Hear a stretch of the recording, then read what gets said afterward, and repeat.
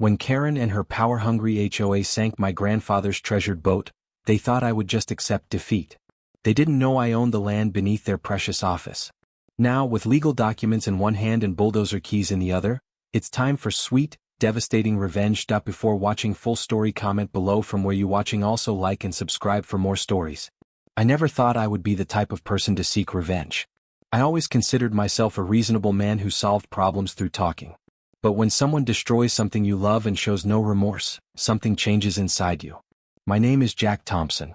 I inherited a beautiful piece of property from my grandfather 5 years ago, 50 acres of land with a private 12-acre lake in the center. The property had been in our family for generations, and I had many fond memories of fishing on that lake with my grandfather. When he passed away, he left everything to me, his only grandson. The trouble began when a housing development called Lakeside Estates was built adjacent to my property 3 years ago. The developer, Maxwell Developments, marketed the houses as lakefront properties with exclusive lake access. There was just one problem: the lake they were advertising was MY Lake. At first I didn't mind too much. A few neighbors would occasionally wander onto my property to fish or swim. I'm not unreasonable, I understand the appeal of a beautiful lake. I even met some nice folks who would politely ask permission. Then the Homeowners Association was formed. Headed by a woman named Karen Winters, the HOA quickly became the bane of my existence. Karen was in her mid-50s with a blonde bob haircut that seemed to get more severe each time I saw her. She'd moved from the city and bought the biggest house in the development, one that had a perfect view of my lake. One day I was sitting on my dock when Karen marched over with 2 other HOA board members. "Mr. Thompson," she said without a greeting, "we need to discuss the rules for the community lake." "My lake," I corrected her. Karen's face tightened. "The lake that serves our community. We've drafted some regulations that all lake users will need to follow." She handed me a binder, yes, a full binder of rules. No swimming after 7 p.m. No boats with motors. No fishing without a lake permit that cost $250 annually. The audacity was breathtaking. "Karen," I said calmly, "this is my private property. I appreciate that your homes overlook the lake, but the lake itself belongs to me. It's not a community resource." "That's not what our property listings said," one of the other board members chimed in. "We were promised lake access." "Then you have an issue with Maxwell Developments, not with me," I replied. Karen's face turned an impressive shade of red.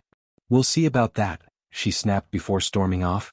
The next week, signs appeared all along the edge of my property: Lakeside Estates Community Lake Residents Only. I promptly removed them. 2 days later they were back, now with concrete footings.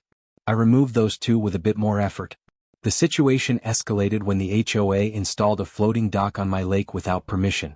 I had it removed and delivered back to the HOA office with a polite but firm letter explaining property boundaries. That's when things got ugly. My pride and joy was my grandfather's restored 1967 wooden Chris-Craft boat. It was a beautiful vessel that I kept docked at my boathouse. My grandfather and I had spent countless hours restoring it together during the last years of his life. It wasn't just a boat, it was a collection of memories. One morning I woke up to find it missing from the dock. My first thought was theft, but then I spotted something in the middle of the lake. My heart sank as I realized what it was. My boat was partially submerged, clearly sabotaged with several holes drilled into the hull. It was a total loss. The engine was ruined, the beautiful wooden interior destroyed. I called the police immediately. When they arrived, Karen and several HOA members were there, watching from the shoreline. "Such a shame," Karen said loudly enough for me to hear. "Those old boats are fire hazards. The community is safer without it." The police investigation was inconclusive. No witnesses, no camera footage. But I knew. Everyone knew. That night I couldn't sleep. I kept thinking about my grandfather, about all the work we'd put into that boat. And I started doing research. What I discovered changed everything. It turned out my grandfather had been wiser than I realized. When reviewing the property deeds and county records, I found something fascinating. The original property line didn't just include the lake. It included a 30-foot strip of land that ran along the entire edge of the development. You see, when Maxwell Developments bought the adjacent land, they had incorrectly assumed the property line ran to the lake's edge. But my grandfather had owned an additional buffer around the entire lake. A buffer that now had several backyards, a community pavilion, and most importantly the HOA office built on it. I hired a surveyor to confirm my findings, then consulted with a lawyer. Both confirmed what I suspected: A significant portion of Lakeside Estates, including their precious HOA office, was built on my land. My lawyer sent formal letters to all affected homeowners and the HOA. The response was immediate: panic and anger. The HOA called an emergency meeting which I attended with my lawyer. Karen stood at the podium, her face a mask of rage. This is clearly a retaliatory action for the boat incident, which I remind everyone, Mr. Thompson has no proof the HOA was involved with. My lawyer calmly explained the property boundaries, showing the survey and historical records. My client has been more than generous allowing the use of his lake. But recent events have made him reconsider this arrangement. I stepped up to the microphone. The room fell silent.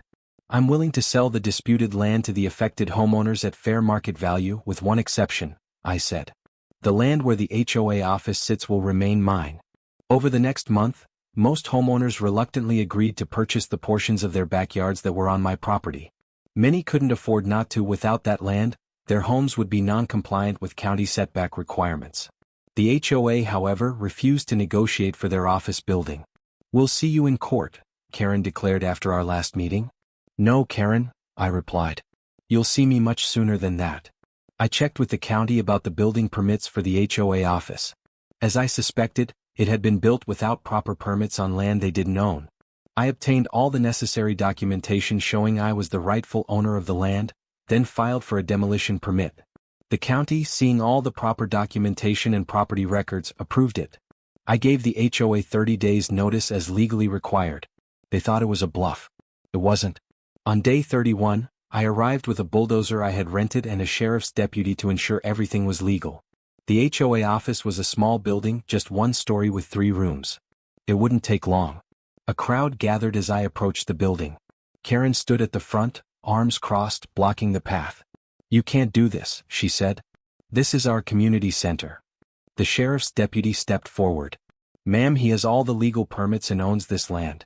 You need to step aside. We have rights. Karen shouted, her face turning that now familiar shade of red.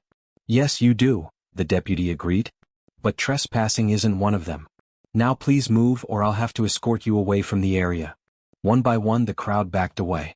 Even Karen's loyal board members abandoned her. Finally, why?